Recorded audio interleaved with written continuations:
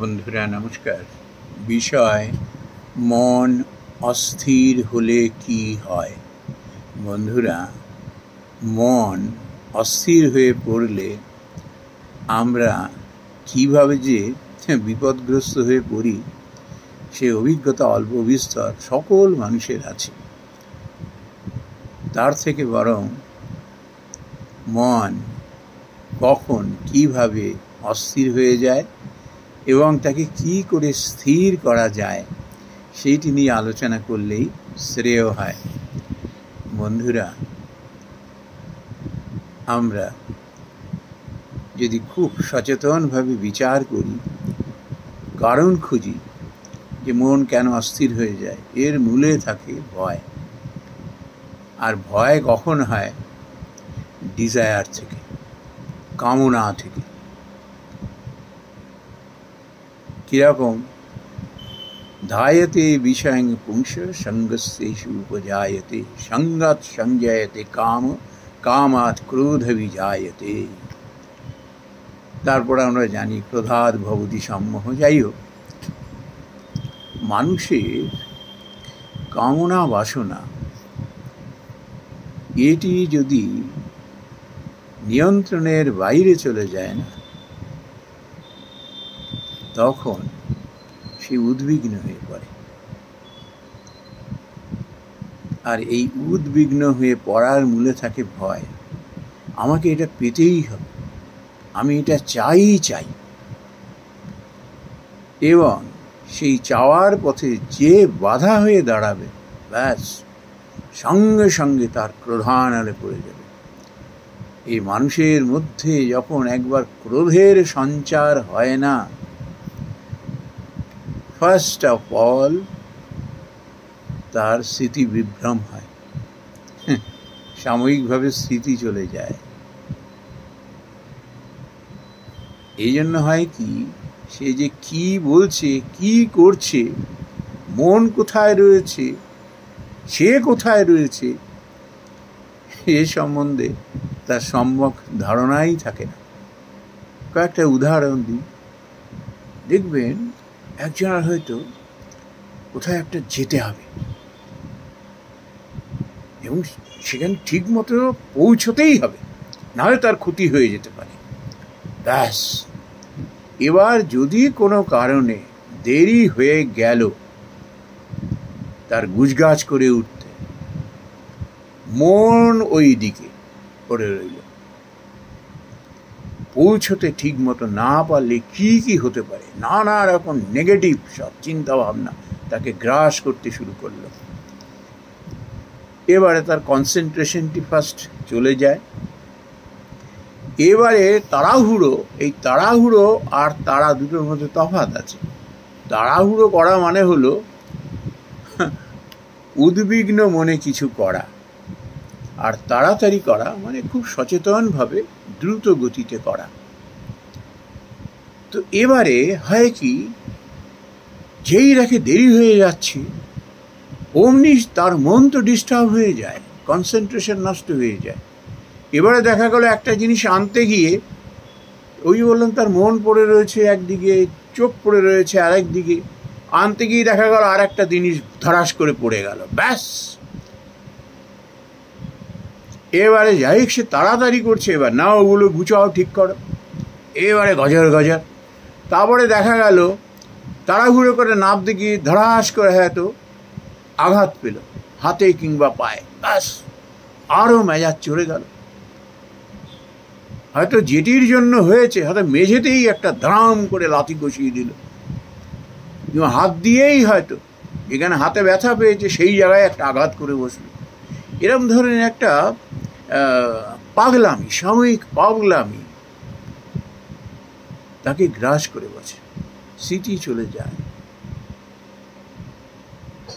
এই তাড়াহুড়ো করতে গিয়ে তারপরে দেখা গেল যেটা নেওয়ার দরকার ছিল সেটা নিল না, একের পর এক ভুল হতে থাকে। তারপরে দেখা গেল যে জিনিসটা ভীষণভাবে দরকার ছিল সেটিকেই ফেলে গেল। এর সঙ্গে আবার অন্যান্য সামগ্রী যেগুলো নেওয়ার দরকার ছিল, হয়তো ছাতাটা নেওয়ার খুব দরকার ছিল, বাইরে মেঘ করেছে, ছাতাটা নিতেই ভুলে গেল। তার কারণ কি? তার মন তো স্থির নেই, অশান্ত মন, স্মৃতিভ্রংশ হয়ে যায়, স্মৃতি চলে যায় মন অশান্ত হলে পরে, আর ওই রকম পাগলামি করতে থাকে, কি যে বলছে, কি যে করছে। আর ক্রোধ, কেউ এসে ভালো মনে হয়তো দুটো কথায় জিজ্ঞেস করলো, আচ্ছা তুমি কি খেয়ে যাবে? চুপ করে রইল।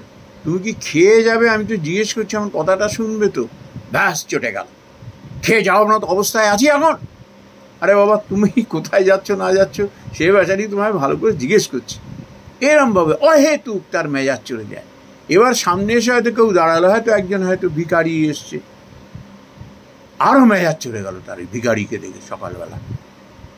এমনি তার দেরি হয়ে গেছে, তার উপর আবার সামনে এসে দাঁড়িয়েছে। এবার যদি আরও কেউ এরমভাবে এসে দাঁড়ালো, এবার হয়তো দেখা গেল টোটো কিংবা অটোর জন্য দাঁড়িয়ে আছে, দেরি হচ্ছে, বারবার ঘড়ি দেখছে। ব্যাস, হয়তো মনে মনে কটু কথাই বলে ফেলল সে, অযাচিতভাবে এমন সমস্ত মন্তব্য করতে শুরু করে দিল। এই অশান্ত মন। আর সব থেকে অশান্ত মনের সব থেকে খারাপ লক্ষণ কি? নিজের ভুল আমরা নিজে দেখতে পাই না।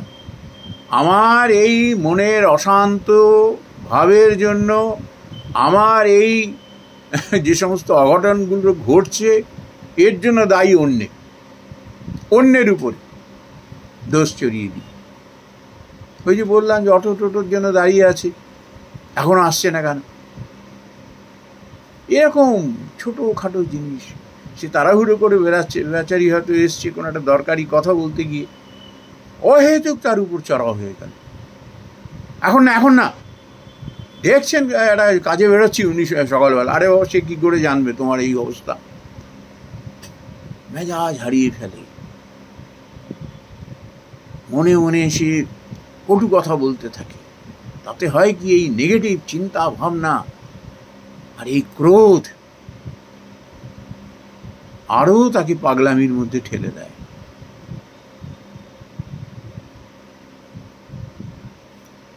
এই যে অন্যকে দোষারোপ দেওয়া, তার প্রতিটি ভুলের জন্য সে যদি এটাকে ছাড়তে পারে না, তাহলে সে that person will start for rectification. সে ভাবে না সচেতনভাবে যে ভুলগুলো কার জন্য হচ্ছে তো তার জন্য। সে দেরি করে ফেলেছে উঠতে, বা যে কাজটা সময় দেওয়ার দরকার ছিল না সেই কাজে অহেতুক সময় দিয়ে বসে আছে, সময় চলে গেছে সেখানে। তারপর তাড়াহুড়ো করতে গিয়ে এটা ফেলছে, ওটা ভাঙছে, মন কনসেন্ট্রেট করতে পারছে না, ভুলে যাচ্ছে। হয়তো বাড়ি থেকে বেরিয়ে দুবার তাকে ফিরে আসতে হলো, এটা ফেলে গেছে, ওটা ফেলে গেছে। এর জন্য দোষ কার, দায়ী কে? সে তো নিজে। আমরা তো নিজের জন্য দায়ী। বন্ধুরা, ঠিক এর বিপরীত স্বভাবের মানুষ না কখনো অন্যের ঘাড়ে দোষ দেবে না, অন্যকে কখনো দোষারোপ করবে না। সে ভীষণভাবে সচেতন থাকে। আরে বাবা, আমার দেরি হয়ে গেছে, ধীর স্থিরভাবে করব, না হলে যেটা হওয়ার নয় সেটা হয়ে বসে থাকবে, আমার আরও কালক্ষেপ হবে, আরও আমার সমস্যা বেড়ে যাবে। ধীর স্থিরভাবে করব, তাতে হলো না হলে না হলো, আরেকদিন চেষ্টা করব। বেড়াবার মুখে কেউ এসছে, এত খুব বিনয় সহকারে বলল, মাফ করবেন, আমি না যদি খুব আর্জেন্টে না থাকে তাহলে কি আপনি একটু কষ্ট করে আবার আসতে পারবেন একটু সন্ধ্যার দিকে? আমি এক্ষুনি একটু বেরোচ্ছি, আমার দেরি হয়ে গেছে, কিছু মনে করবেন না। এইভাবে বিনয়। ওই টোটো আসতে দেরি হচ্ছে, যে কোনো কাজে দেরি হতেই পারে, সে তখন মেনে নেয়, এগুলো মেনে নিতে পারে, সয়ে নিতে পারে, এবং রাস্তায়ও চলে খুব ধীর স্থিরভাবে। সে চেষ্টা করেছে, যদি না হয় আর একদিন হবে। কখনো মনকে উদ্বিগ্ন করে না। মনের মধ্যে ওই সেই কটু কথা হলো না বলে একটা বিষয়ের জন্য সে যাচ্ছে, সেই বিষয়টা গুরুত্বপূর্ণ, তার দরকার দরকার। এবারে সেখানে যদি কোনো বাধা এসে দাঁড়ায়, সে চেষ্টা করে শান্তভাবে সেই বাধা কাটিয়ে উঠতে চেষ্টা করে। তারপর চেষ্টা করতে গিয়ে যদি অসফল হয়ে যায় না, সে কখনো দোষারোপ করে না, সে শান্ত হয়ে যায়। চেষ্টা তো করেছি, হলো না, কি করবো, আর একদিন হবে। কখনো মনকে উদ্বিগ্ন করে না। তার কারণ হলো, মন উদ্বিগ্ন হওয়া মানে হলো নিজের স্বভাবটি পাঁচজনের সামনে মেলে ধরা। যে মানুষটা দেখেছো কত লম্বা চওড়া কথা বলে, কত জ্ঞানের কথা বলে, আর কাজের সময় দেখো কীরকম ল্যাজে গোবরে হয়ে যাচ্ছে, কীরকম আচরণ করছে পাগলের মতো। এই জন্য বই পড়া বিদ্যা আর প্র্যাকটিক্যাল দুটো আকাশ পাতাল তফাৎ। বইয়ের বিদ্যা মানুষকে জানায়, বলে না, দেখে শেখা, শুনে শেখা, ঠেকে শেখা। যতক্ষণ না পর্যন্ত প্র্যাকটিক্যালি করা হচ্ছে, ততক্ষণ পর্যন্ত ওই জ্ঞান পোক্ত হয় না। তারপর তো ঠেকে শেখে। এই ঠেকে শেখা মানে অভিজ্ঞতা। এই অভিজ্ঞতা মানুষকে ভীষণভাবে পরিণত করে। সে বুঝতে পারে, খুব সচেতন থাকে সব সময়, কোনটা করা উচিত, কোনটা করা উচিত নয়। আর মন ভীষণ কনসেন্ট্রেট থাকে, যেটা করছে সেদিকেই মন থাকে, আর কখনো অমূলক চিন্তা করে না। সে চেষ্টাটুকুতে তার মনোনিবেশ থাকে। তারপর সেটা সফল হলো না হলো, সেটা নিয়ে বিন্দু মাত্র সে চিন্তিত নয়। হলে হবে, না হলে আবার হবে। সব জিনিসই যে মানুষ সবসময় চাইলেই পাবে, নট নেসেসারি, এটা সে জানে। এবং সে চেষ্টায় কখনো ত্রুটি রাখে না। আর তার সফলতার পেছনেই থাকে কিন্তু শান্ত মন। মন ও জানে, যেমন আগুনে হাত দিলে পরে হাত পুড়ে যায়, এরকম যেমন তার সেন্সটা থাকে না, ওই কাজ করতে গিয়ে তার ওই রকম সেন্স থাকে সব সময়, খুব সজাগ থাকে। ওই জন্য কখনো অ্যাবনর্মাল আচরণ সে করে না। এমন কিছু আচরণ সে করে বসে না যে পাঁচজনের চোখে সে হেয় হয়ে যায়। তার থেকেও বড় জিনিস, বিবেকের কাছে সে লজ্জিত হয়ে যায়। এমন সে কোনো কাজ করে না, শান্ত থাকে। মনটাকে শান্ত রাখার জন্য সে খুব প্রয়ত্ন থাকে। ও খুব সজাগভাবে এগোতে থাকে, মন যেন বিক্ষিপ্ত না হয়, মন যেন চঞ্চল না হয়। এই জন্য এই শান্ত মন তাকে শান্তি দেয় এবং লক্ষ্যে পৌঁছে দেয়। নমস্কার বন্ধুরা।